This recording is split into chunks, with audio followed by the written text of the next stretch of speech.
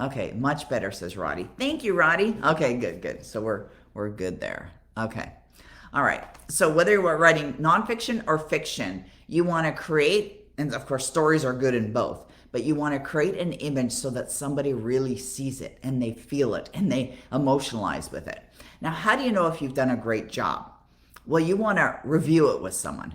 Now, I suggest that if you're not accustomed to writing, and maybe Sarah's, you're in our program, but if you're not, if you don't know what to do as an author, you don't know, and of course you need to know how to market your book, which is 95% of an author's responsibility, that you get in our complete author program. Now, Sarah's, you may already be in our complete author program, but for those that are listening that aren't in the complete author program, get into the complete author program because I explain about the writing process.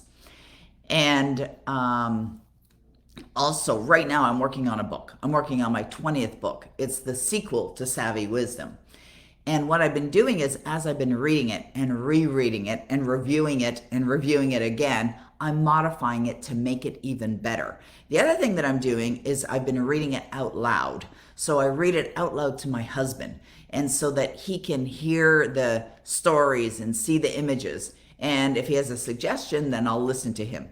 I've also been sending copies of each chapter as I'm completing the chapters to Roddy, who's on my team. And Roddy's given me feedback as well. I'm not necessarily looking for editor type of feedback, but you can get feedback from someone else.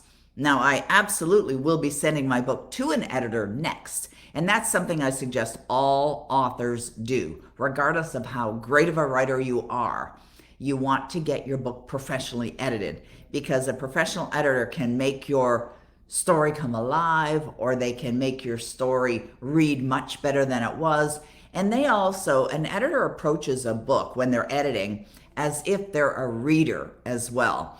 And as they are a reader, what they're doing is they're paying attention to questions that a reader might have, or confusion that a reader might be involved in. So suggestion, follow through with what I suggested here. Also, get someone that you can get some feedback from for sure. And then the third suggestion is make sure that you hire a professional editor. All right, great. All right, the next question is from Keith. Now, Keith, you sent in several questions. I'm going to answer the first one, okay?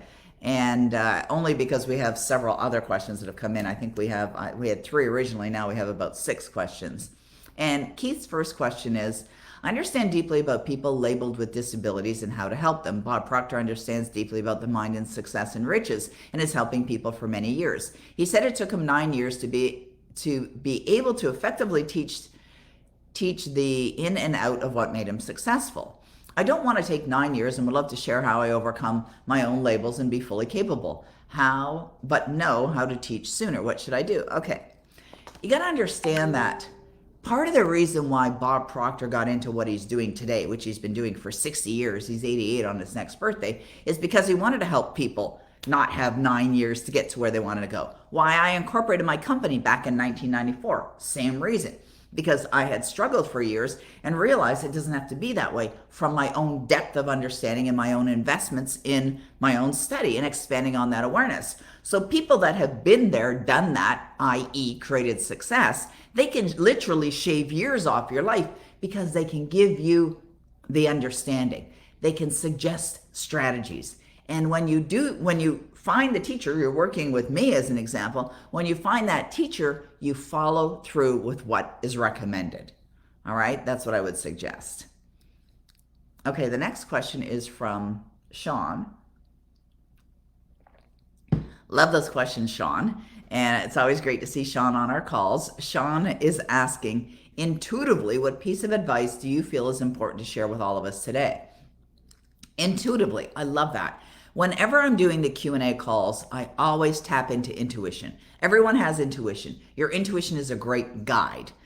Now, I also believe that what I'm tapping into is 43 years of study, because it was 43 years ago in January 1979 when I began my intense study of personal development. And of course, I incorporated a company almost 30 years ago to do that. So what I would like to share, based on Sean's question, is from The Power of Awareness.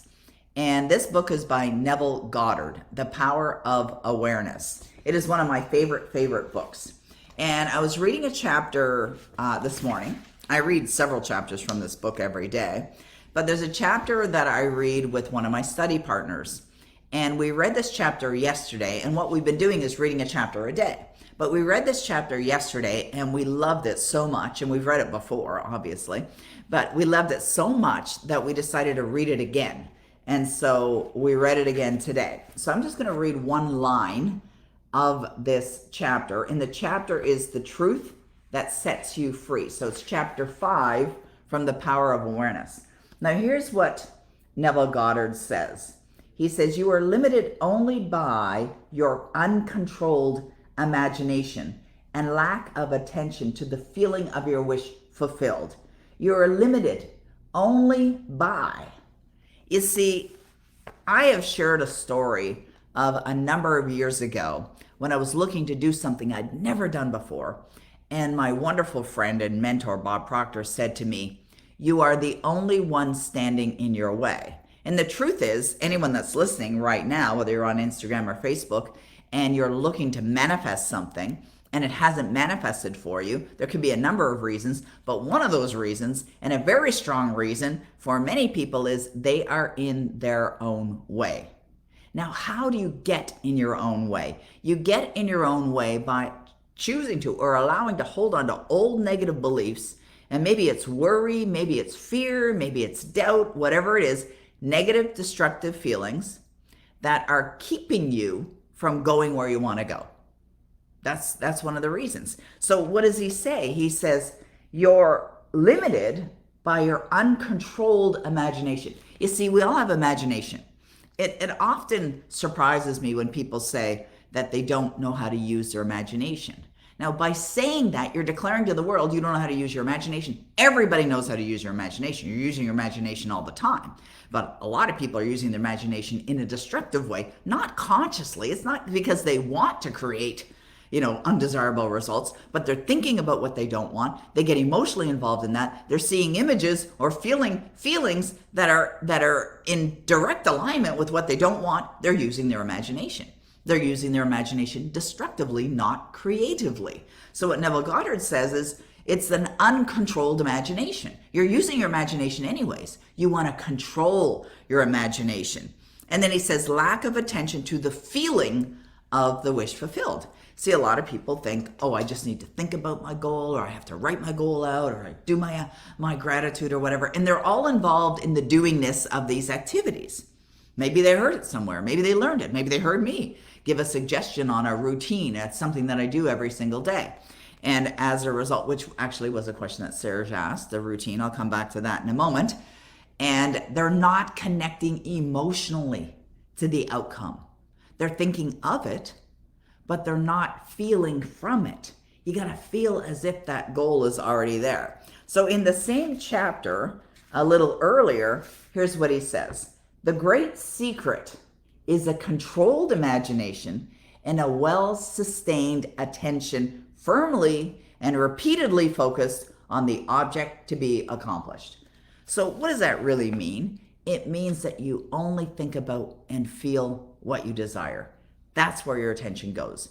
Because where your attention goes, energy goes, right? It grows, it expands. So you want to be giving your attention, which is your imagination, which is your thought, which is your feeling, is your heart, to the things that you desire, all right? That's what I suggest. Now, Sarah had asked about my morning routine. My morning routine involves waking up and immediately connecting to my goals as if they're already done. Immediately. The moment my eyes are open, I'm thinking about and feeling the connection of my goals already done. And so what I have is directly beside my bed, I have my goal statement written out on a card, and it's right there. And I don't just read it, I feel it, I emotionalize it. I also do gratitude every single day. I do affirmations every single day in the morning. These are my morning rituals. And I listen to my Power Life script every morning. I bring my phone. I'm looking for my phone. It's right there. I bring my phone into the washroom as I'm getting ready, and I just push play. I'm getting ready anyways. So as you're brushing your teeth, doing your hair, putting makeup on if you do that, or whatever you're doing while you're in the washroom getting ready, you can be playing, right? You can do two things at the same time. So I play my Power Life script while I'm getting ready in the morning. But what I also do is exactly what Neville Goddard mentioned here, a controlled imagination. So as I'm hearing the words in my Power Life script and, hearing the descriptions of my amazing life, I'm seeing it in my mind's eye, which is your imagination. It's a controlled imagination. And so I'm doing that at the same time. And then my attention is firmly and repeatedly focused. And I say repeatedly because I don't only listen to it once. I listen to my Power Life script over and over and over again. That creates the repetition. Now, how you change your results is by changing yourself, right? And how do you change your way of being? How do you change your beliefs? How do you change your paradigms? Excuse me. You change your paradigms by repetition. And not just any repetition, it's repetition of only the ideas that are in harmony with what you want. That's what you're firmly embedding into your conscious mind, into your subconscious mind, through your conscious mind, those thoughts, those ideas that are in harmony with what you desire. And if you don't have faith now, you can build it. It's like an emotional muscle, and you build it through repetition. The same way you would build a physical muscle, you build it through repetition. Now, there's another line in here that I want to review as well. Let's see if I can find it because it just popped into my mind. Let's see. The truth that sets you free is that you can experience in imagination what you desire to experience in reality. And by maintaining this experience in imagination, your desire will become an actuality.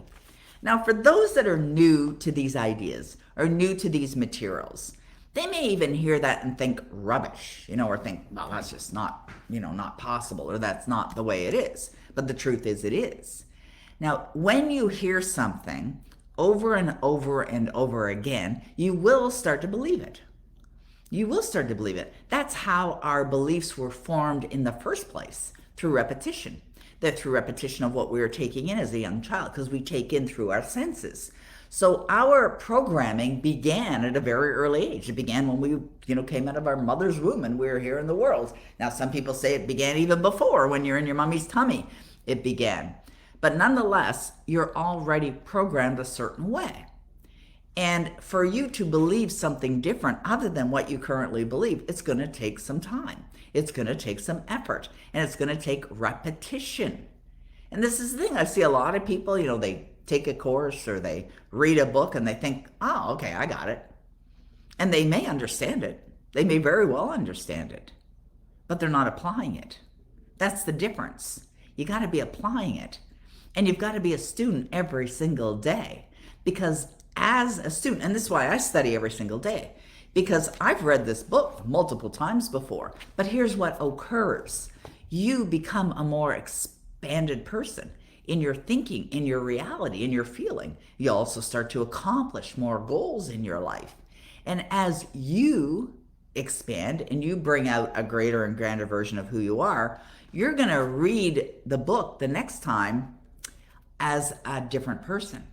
And it's not that you didn't see it in the book before, but you see something in yourself that you didn't see before, or you feel something completely different. And so when I'm reading or studying any of the books or any of the materials that I'm studying, I'm paying so much attention to it because I know that the version of Peggy McColl that's reading that book is a different version to who I was a year ago, 10 years ago, 20, 30, 40 years ago, or even yesterday. Because nothing stays the same. You are either getting better or you're getting worse. That's the truth. You have to decide which side of that you're going to be on, the better side or the getting worse side. Now, why is it that people continue to experience same old thing, more of the same old? That's because they're conditioned that way, right? They continue to think the thoughts, they continue to feel the feelings, and then they continue to repeat. For example, somebody who is, in debt. Now, it's not a judgment. There's a lot of people in debt. There's a lot of people with a huge amount of debt. There's a lot of people who'd love to be out of debt. But why is it that they go and they get a consolidation loan, as an example, and they pay off all that debt and they feel really good? Okay, I've got one loan now and I'm not going to run those credit cards up again. And then within a couple days, they're shopping online or they're out at the store, another credit card comes in the mail. Next thing you know, they're back into the same habits. Why? Because they haven't changed their programming. They haven't done anything to change their conditioning. And it's not something outside that's going to change it. You've got to change it inside before you'll ever experience the benefit on the outside. Okay, the next question that we have is from Michelle. How do you let go of a really bad situation that has recently happened, lost a lot of money, and getting back to the positive mindset when you feel like you made a bad decision and can't focus on the move forward? Okay, well, you can focus on the move forward. You're just choosing not to. You see, you got to take the control back. You're allowing something outside of you to control you. And it's not going to have any impact on you unless you allow it to. It's done. It's in the past. What I would suggest is simply find the lesson in it. What can you learn from it? In every experience that we have, whether it's something like that, which I've had experiences like that as well, or some other experience, just find the good. Just find the good. There's good in everything and in everyone. Find the good, whatever it is. The good might be that it is in the past, that it's over, that you know enough not to do that again, as an example. That could be it. Don't harbor any bad feelings around it, because there's nothing you can do about it now. Also, get excited. Money's meant to circulate. There's an abundance of money in the world, an abundance of money. And even though you may be now, out of that money, you'll attract it again. You attracted it before, you'll attract it again. And the truth is, you can have any amount of money. There's no limit to what you can earn or produce or attract in your life. So get excited. Get excited. Set some new goals and live as if you're having those goals in your life now. That's what I would suggest for you. The next question is from, and I apologize if I'm not saying the name properly, but Jickmere Hoth. How can I set a goal to write my first book? How can you set a goal to write your first book? Write the goal as if it's already done. So I'm so happy and grateful that I have written now what I suggest is, if you're not in our complete author program, get in the complete author program. I suggest every author who's either written a book or thinking about writing a book, get in the complete author program. Otherwise, what most authors do is struggle. Right? You don't want to be one of those authors that struggle. So get into our complete author program right away. And then what I would suggest, and I do talk about this in the program as well, because the mindset part is just as important as every other part of that program, suggest writing out a goal that reflects an outcome that you desire. For example, when I wrote my book, Your Destiny Switch, I made a decision before I wrote that book, it would be a New York Times best-selling book, a bestseller. So I wrote out a goal that said, I'm so happy and grateful being a New York Times bestselling author. And that was the goal that I focused on. So that may be a goal statement that you decide. And maybe you haven't been thinking that big. But if you're going to write a book, the reason why, and I'm writing my 20th book right now, the reason why authors write books is so it'll go to the readers, right? So that people read it. That's the reason why an author writes a book. And so you want to see your book being successful. You don't only want to have it done. You want to see your book being successful. You want to see yourself successful as an author. And so set those intentions right out of the gate. Okay, great. Inha says, how important a relationship with your other half in manifesting on wealth? Can you manifest money even if you feel very lonely? Absolutely, you can manifest money. It doesn't matter about someone else. You're in control of one corner of the universe, and that's yourself, right? That's the part you're in control of. A lot of people give their control away. They allow someone else to influence them and their decisions, etc. Like my husband retired 14 years ago. 14 years ago. He was 47 at the time when he decided to retire. And at first, he wasn't really comfortable with retiring. He's like, because he had a really nice income. He was a pilot in the military and had been flying the prime minister of the country, had a great job. and a great income, had been in the military for 30 years at that point, or almost 30 years at that point.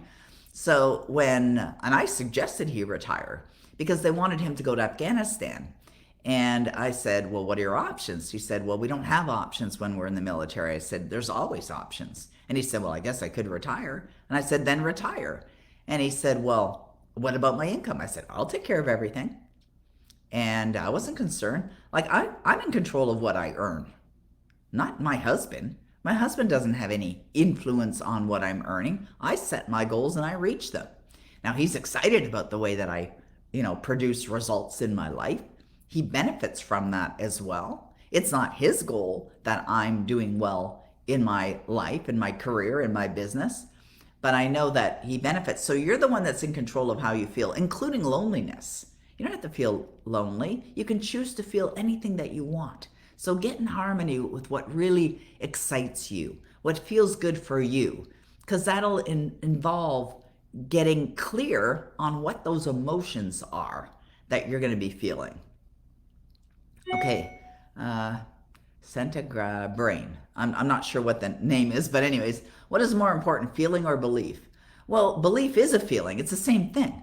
Feeling is a belief, or belief is a feeling. Can you still manifest feeling not happy? Can you still manifest feeling not happy? Yeah, you can manifest anything. You can manifest that. It's up to you. You're in control of how you feel. I wrote an entire book just on that subject alone. It's called Your Destiny Switch, and it's all about your emotions. And everyone is in control of their emotions. And we have powerful emotions and positive emotions and destructive emotions and disempowering emotions. You want to pay attention to your emotional states because that puts you into what's known as attraction mode. And attraction mode will attract bad just as well as it'll attract good, depending on how you're feeling. Heidi says that when I listen to my Power Life script many times a day, I find myself drifting off or daydreaming or thinking about other things I need to do. And then I become aware and come back to listening, sort of like what happens when I read. Does that mean I have to start over, or is it good enough to know it is getting embedded into my subconscious and keep listening?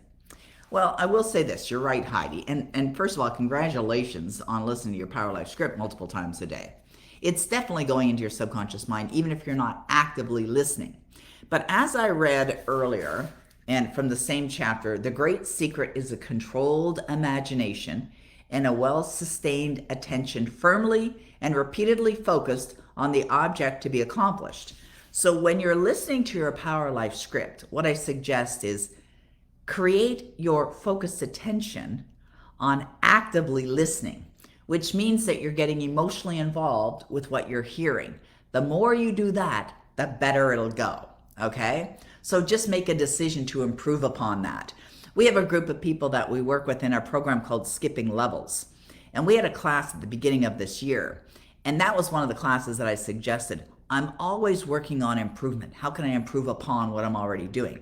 I'm pretty good at it already, but there's always a way to improve upon. Always a way to expand in your awareness as well. Bob Proctor and I chat about this. We had a conversation a couple weeks ago about that as well. So get really, really good at focusing your attention while you're listening as well, so that you can really embrace and connect to those feeling states. It's going to help you have a better result. Next one is from Orlando. Can you share the most powerful books that you've ever read that leads us to expand our minds? Well, today I'm sharing, thank you for asking that question, Orlando. I'm reading from The Power of Awareness. This is it's Neville Goddard, one of the best books I've ever read. I also love this book. It's called Feeling is the Secret by Neville Goddard. It's another one of my absolute favorites. I have another book on my bookshelf called God Works Through Faith by Robert A. Russell. I have a book called This Thing Called You by Ernest Holmes. Absolutely one of my favorites. I have this book here by Ernest Holmes, and it's 365 Science of Mind. Also favorite books. So those are, right off the top of my head, 3 different authors, Robert A. Russell, Ernest Holmes, Neville Goddard, and I love their books, and they're absolutely life-changing books. Now, I would also recommend, as a life-changing book, Savvy Wisdom. And there's going to be a sequel coming out for this very soon. I'm writing it right now. But Savvy Wisdom is written as a parable. It's written as a fiction book, as a story. And anyone that's read it, I suspect the people that are watching right now have read it, absolutely loves it because it entertains you as well as inspires you while you're reading it. So I definitely recommend that one. Okay, I'm going to shorten the next name to Zach because it's a rather long one. And I like Michelle's new question that just came in. Okay, now we're normally on these calls for 30 minutes, but I see I have 1, 2, 3, 4 more questions. So I'm gonna keep going and address those 4 questions, but then we're gonna call it a wrap, okay?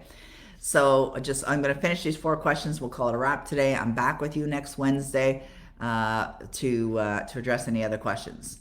Okay, how much time needed to change a paradigm? How much time is needed to change a paradigm? It depends.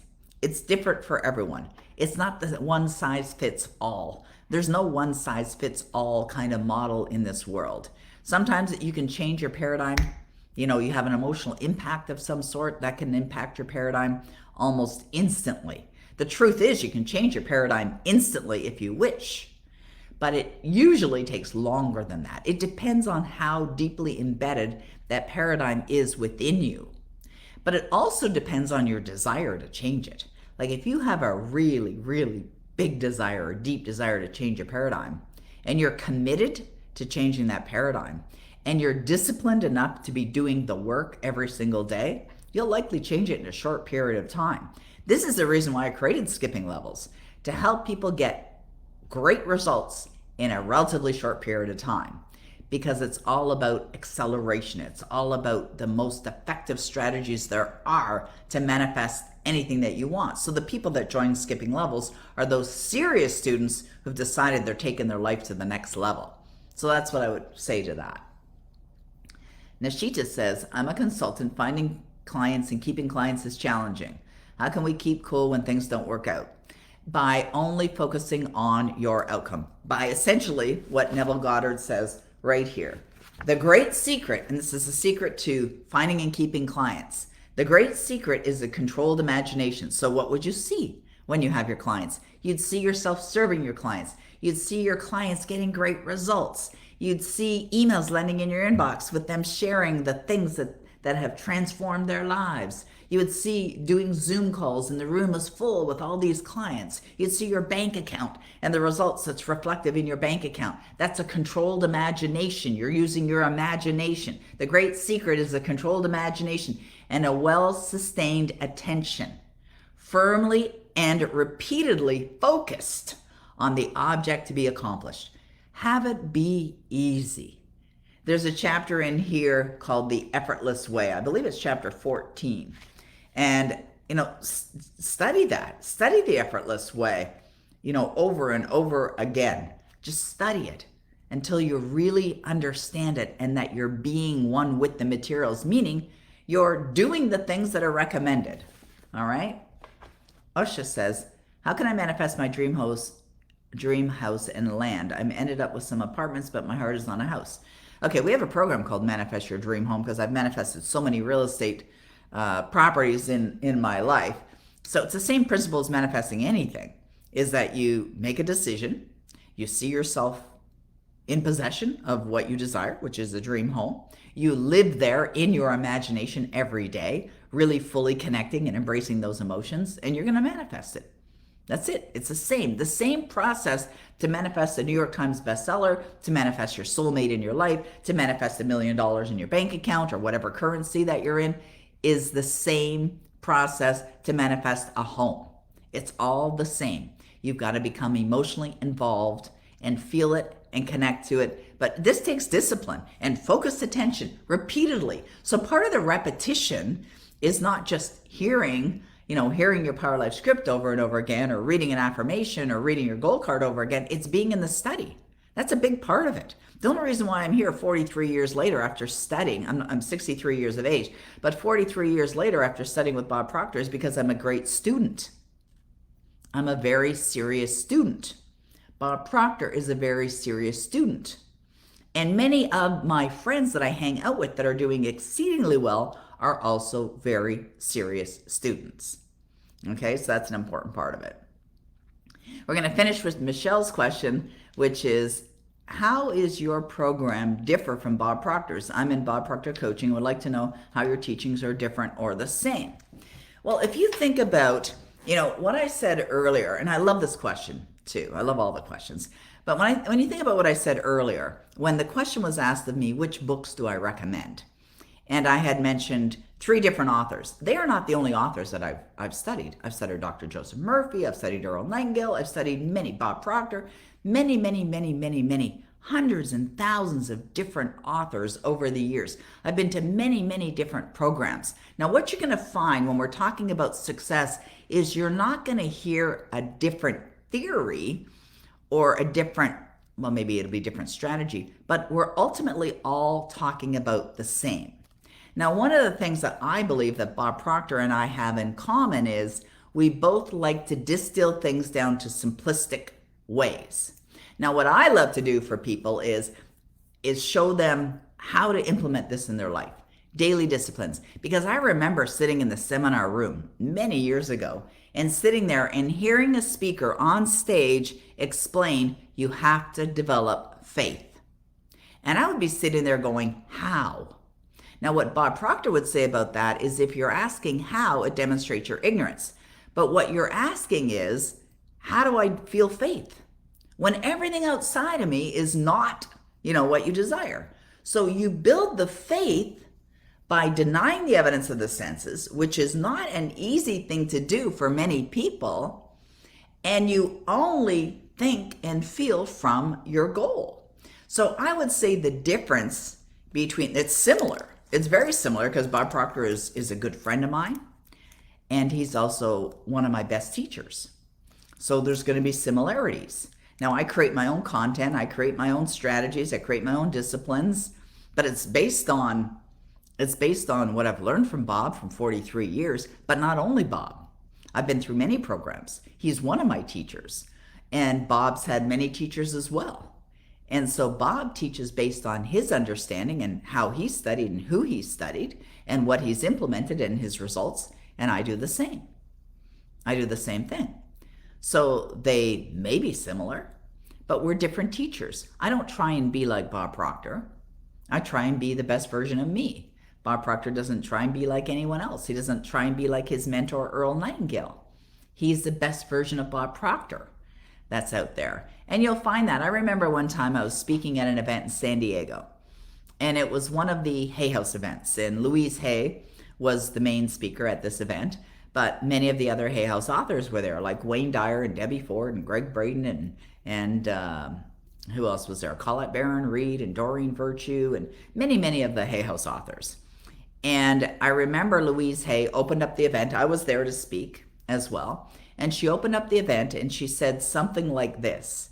She said, this weekend, you're going to hear from, let's say, 30 different teachers. There was a number of us that were there that were doing these different sessions. And she said, you're going to hear from X number of teachers this weekend, speakers, authors. And they're all going to be different. But the message is the same. That's what she said. You're going to hear the same message, only delivered differently or uniquely by that teacher. And that's the same thing with success. When we look at Ernest Holmes, Neville Goddard, Robert Russell, they're all teaching the same thing or have written about the same thing. They just do it through their own voice, their own style. They tell their own stories. And that's what I do. I tell my stories, what I did. And every once in a while, I might share a story of one of my clients, or I might share a story of something that Bob has done or whatever, all with the intention of uplifting your audience, whether they're in a class, a seminar room, or whether they're reading your book. And so that's what I would say to that. We're all delivering the same message, just in our unique way. Some people resonate with different types of teachers than they do to others. Like I remember studying a lot of Deepak Chopra stuff, and I love Deepak. He's a wonderful human being, and he's done exceedingly well. But one of the things that I found with his material, at least initially, was I found a little more challenging to understand. It's brilliant, and it's great, and it's effective, but I didn't really understand it. And so, I'd listen to over and over again, repeatedly, to his material. Same thing with Thomas Troward. And Thomas Troward is a teacher that Bob Proctor studies extensively. And Thomas Troward's work is also brilliant, but it's written in a way almost like a Shakespeare, style where it's like, what? What is he saying? And so I find that I'm not as drawn or attracted to things that appear to be more complicated. I love simplicity. I love ease. That's what I look for. That's why I teach the way I teach, is because I know how a lot of other people hunger for that as well. And I know what a lot of people want is they want their hand held, or they want to know how do I skip levels? So I created a program for that. How do I create success as an author? I created a program for that. How do I manifest my dream home? I created a program for that. How do I be a successful coach in this business and earn unlimited amounts of money? I created a program for that. And so I've only done that because I have done it. I've been there. All right. Now I had said that was the last question, but another one just came in. So even though I said no more questions, we got one more. So I'm going to answer that question, and then we're gonna call it a wrap. Okay. So the question is, how do I stop fear of the future? What I want you to understand is you're in control of your emotions, including fear. If you're feeling fear, it's because you're choosing fear. Now, you may not be consciously choosing fear. It might be an unconscious experience. It might be a common habit. It could be. But why would you be fearful of the future? If you are, the only reason why you'd be fearful of the future is because you're thinking about an undesirable future. Well, create what you would love. Decide what you would love. We have an event coming up in a couple weeks. And we just delivered it on the 31st and the 31st of December and the 1st of January. It was called Make Your Dreams, what the heck was it called, Roddy? Make Your Dreams Come True in 2022. And I went through the process of how to do that. It was a 4-hour, actually we ended up going almost 6 hours because I took a couple extra hours of answering questions, event. And it starts by understanding that you're in the driver's seat. You're the one that's taking you to your future. You're driving. You're the one that's in control of that. A lot of people don't even realize that. So what I would suggest is think about, what would you love? What would you absolutely love to have, do, be, experience? What is it that you're really passionate about? And then you connect to that as if it's already here right now. Now, when you're feeling as if your future life is amazing and abundant and prosperous, and you're living the way you want to be living, what would you be feeling? You'd be feeling great. You might be feeling relief. You may be feeling gratitude or appreciation. Well, those are the emotions that you want to be connecting to. You see, what fear is the opposite of faith. The great news is you can change it. You can convert your fear into faith. How? Well, you've got to get clear on what you really want. And then you have to feel as if it's already here. And then you discipline yourself that you're involved in those emotions every single day. And when you do, you are building the faith. It may seem a little fearful in the beginning, but the more you do it, the better you're going to feel. So that's what I would suggest for you. All right, everyone. Well, I've talked about a lot of different programs that we offer at Dynamic Destinies, from our Destiny Coaches to Skipping Levels to Manifest Your Dream Home to the Complete Author Program. Power Life Script is another program that we have. You can see them all on my website. But if you're confused as far as which program would be the right one for you, and you're interested in creating much better results in your life, then book an appointment with Vladdy. Vladdy's actually on the call with us right here, right now. And Roddy will put the link in so that you can just click on that link. Book an appointment with Vladdy. But before you book the appointment with Vladdy, make a decision. Make a decision that you're no longer going to live your life the way you've been living it, and that you're hungry for more, that you have a desire for more. And then she'll guide you as far as the right program for you. If you're confused, we've got some people that are on the call right now that are already in our programs, Skipping Levels, Destiny Coaches that are here, Power Life Script participants, the Complete Author Program, Manifest Your Dream Home as well. So make sure that if you want to find out, there's no obligation. We don't charge for this call. Vladdy's happy to meet with you. So the link will be placed in there for you so that you can book an appointment with her and she can help you out. All right. All right. Well, thank you so much, Roddy. I appreciate you grabbing all those questions and collecting them and putting them into one space for me. I thank you, Vladdy, for serving others in such wonderful ways as well. And thank you, everyone, for joining us today. We'll be back next Wednesday, same time, same place, and I'll see you then.